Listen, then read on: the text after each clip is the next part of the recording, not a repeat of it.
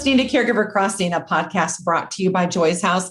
We are really, really happy you're here. We've got an interesting topic for you today. We're going to tell you a little bit about that here in a second. But before we get to that, Caregiver Crossing is a podcast that's created just for you, the caregiver. And I am Tina McIntosh.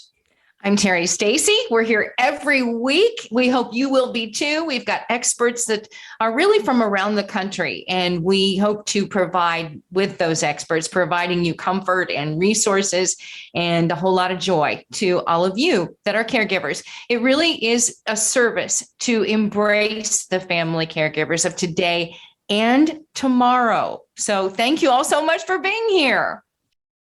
All right, so today it's the Terri and Tina show. We do not have any other guests. What were you? Well, this is going to get interesting because what we're going to talk about, Terri, today is the impact of culture on caregiving.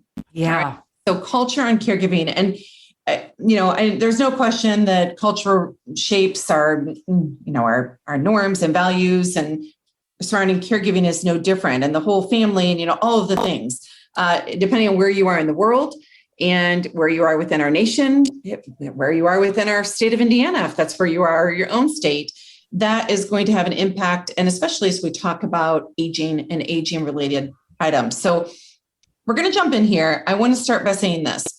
We looked up some statistics and some research, and unfortunately, everything we found was pre-pandemic, because really we've been all trying to survive. Who's had time to, get into doing some new stats, but things have certainly changed. But we're still going to talk about the things that we found, because they're going to be things that carry over. So more than anything, we want to get across at the end of this podcast that there are cultural differences when it comes to caregiving.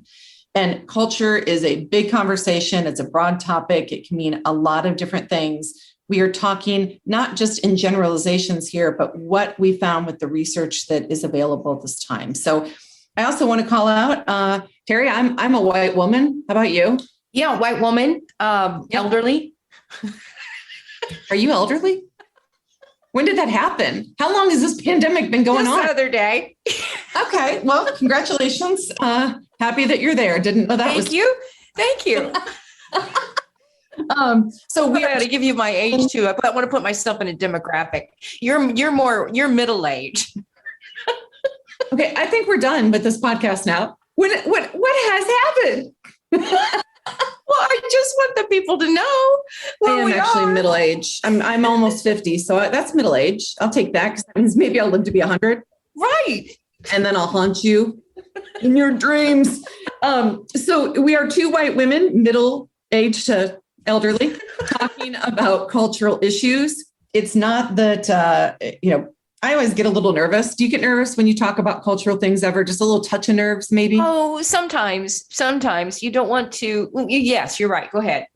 Well, I mean, I have this acute awareness that I might say something that I will say something that will offend someone, because right. It's like we're all offended by something, right? And that's right.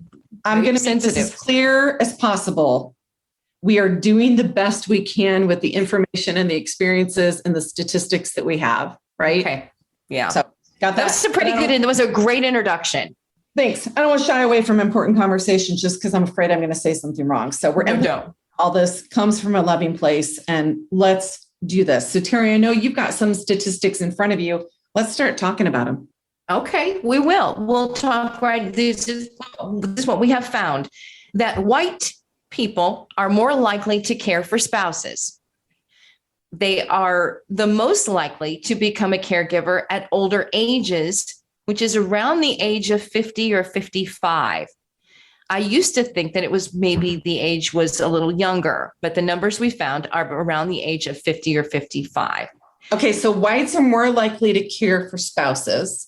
Right. Would make sense to me then, if I'm just trying to dissect some of the stuff that we're going to be learning here. Right.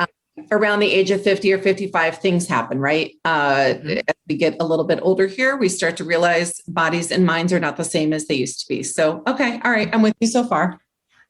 Hispanics are more likely to be cared for by an adult child or by adult children. Okay. All right. Okay. So whites are more likely to be, Hispanics are more likely to be adult children. All right. So let's sit with that for just a second. anyone in my life who I've had experience with who is Hispanic, the family unit is absolutely precious. It is something ingrained in their being that they take care of each other. And there are a lot of multi-generational households. Yes. So, okay, so that makes sense to me. All right, I'm with you. Me too. Me too. This all seems to fall in line with the things that I know. You are the owner of an adult day service, so you have more contact, and you actually are seeing your boots on the ground. You know what's in front of you, so you're more likely to be able to comment to these than I am. So let's go with this one. African Americans are more likely to be cared for by a non-family member. Okay, However, wait a minute. okay. That one throws me off. African Americans are more likely to be cared for by a non-family member. So my experience would tell me something different than that. Is there anything more that goes along with that one? At the time of this research, we should say there were more African Americans providing care for anyone, period. Oh, okay. So not just, all right. So African Americans are, I'm going to say, better at caring for their own than any other ethnic group at the time of this research, but are also more likely to be cared for by a non-family member. That part I feel like I haven't seen as much in my 23 years of doing aging, an aging business. But what I can tell you is we see a pretty even split, if you will, with our clientele, our guests at Joy's house, which is where I've worked for 2 years in adult day.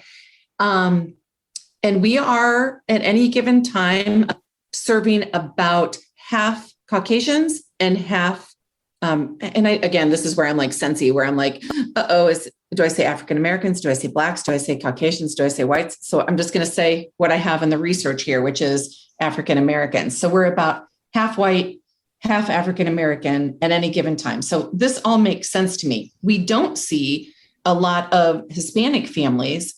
And my experience has told me, and other studies have told me, that it's because typically they're not seeking out services outside of the home.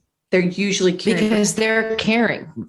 Yeah. Yeah. And they're usually, according to this research, adult children. So this is interesting. All right. Any other groups that we have on this? Okay. So Asian American caregivers, according to this research that we found, do not seek out services outside of the home or the family. So they're not looking. They'll find someone in the family that will take care of them. They don't need or go looking for someone else to help them. Interesting. At least that's what it shows. And also we should mention that these caregivers, which fall under the Asian American caregivers, that these caregivers have the highest rate of depression. Now that I did not know. Nope. So I wonder if this high rate of depression is tied to the fact that they are taking on, I'm going to say burden. And again, I'm not picking the right word there, but they're taking on the majority of the roles themselves within their own household and not seeking out supportive services. And that's hard on caregivers. I mean, Terri, if we've learned anything on almost a decade on the radio with Caregiver Crossing and doing the podcast for years, if a caregiver tries to do everything on his or her own, it's crushing, right? I mean, yeah. And so perhaps this is good information for those that are in the business that you're in, that maybe that needs to be a focus, to focus on Asian American community, to let them know that you're there for them. I mean, they probably do know. It's just something that's in their culture. Again, we're talking about culture. It's in their culture. So it's hard to change that culture, but it could change. It could change because of these stats. When you're reading, they have the highest rate of depression. You just want to help. I was reading a book recently. It's called Being Mortal, Being, Being Mortal, and it's by Atul Gawande. And his family is from India. And it talks a lot about his grandfather, who lived to be, I think he was 110 years old by the time he passed away, and how in India, he was the paternal one in the household. He was the one everybody went to for advice, for lifting them up. I mean, he was the middle of the family. And how when Atul Gawande's family his parents moved here to the United States, and Atul grew up here, talks about the difference in how people in the United States value youth more than valuing age. And, we've had that conversation before. Yes. In the United States, do not sit at the feet of our elderly and learn lessons from them and go to them for wisdom as much as in other cultures. But I will say one of the things that Mr. Gwande touches on, Dr. Gwande actually touches on in this book, is talking about how it's changing everywhere because of technology. Every community, it seems to be changing, not just in the United States. And so I think the biggest thing that we can take out of this, Terri, is that we have to listen to families. We have to listen to individuals and learn from them about why they're making the decisions they do and what's important to them. So whether it's a tradition or a belief or family dynamics, whatever, they're doing the best thing that they can do. And I think sometimes it's easy for us to look around and, I hate to say it, judge other people for the they're making. And I don't, it's just not fair. We need to listen to why they're doing that. Yeah.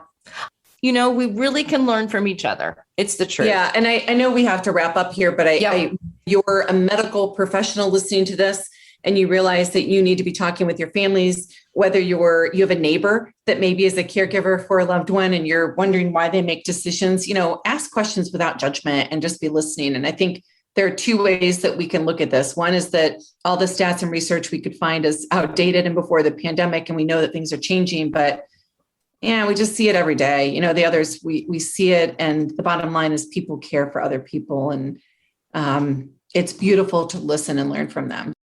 I'll have you close out, Terri, but I appreciate the conversation. I appreciate the opportunity to learn and listen a little bit better too. Me too. All right. We just want to remind all of you that you can contact Tina McIntosh for information, and she's always happy to get for you some resources or whatever you need to get you through this journey of caregiving. And just send her a note at tina@joycehouse.org. Thank you all so much for listening. Stay well. We'll talk to you next week right here on Caregiver Crossing.